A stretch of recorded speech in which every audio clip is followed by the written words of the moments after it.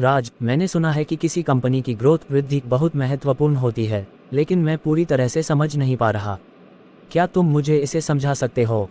बिल्कुल अमित, कंपनी की ग्रोथ से मतलब है कि कंपनी का आकार और प्रदर्शन समय के साथ बढ़ रहा है। इसका माप कई तरीके से किया जा सकता है, जैसे बिक्री, लाभ या बाजार हिस्सेदारी में वृद्धि।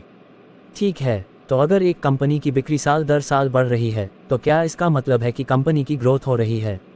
बिल्कुल, बिक्री में वृद्धि एक संकेत है कि कंपनी के उत्पाद या सेवाओं की मांग बढ़ रही है।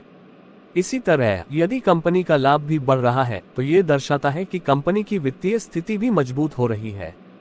क्या सिर्फ बिक्री और लाभ की वृद्धि ही ग्रोथ को दर्शाती है, या कुछ और भी होता है? अच्छा सवाल। ग्रोथ को समझने के लिए केवल बिक्री और लाभ नहीं, बल्कि अन्य कारकों को भी देखना पड़ता है, जैसे कि कंपनी की बाजार हिस्सेदारी, नए बाजारों में प्रवेश और नई उत्पाद रेखाएं भी ग्रोथ के संकेत हो सकते हैं। समझ गया। तो अगर एक कंपनी अपने नए उत्पादों के लिए नए बाजारों में प्रवेश कर रही है और बिक्री बढ़ रही है, तो इसका मतलब है कि कंपनी की ग्रोथ हो रही है। बिल्कुल सही। और ग्रोथ का माप हमें ये भी बताता है कि कंपनी भविष्य में कितना संभावित मुनाफा कमा सकती है। लेकिन ध्यान रखना, कभी कभी ग्रोथ के साथ जोखिम भी आता है, इसलिए निवेश करते समय सावधानी बरतनी चाहिए। ठीक है, अब मुझे ग्रोथ का मतलब समझ में आ गया है। इससे मुझे अपने निवेश निर्णय लेने में मदद मिलेगी।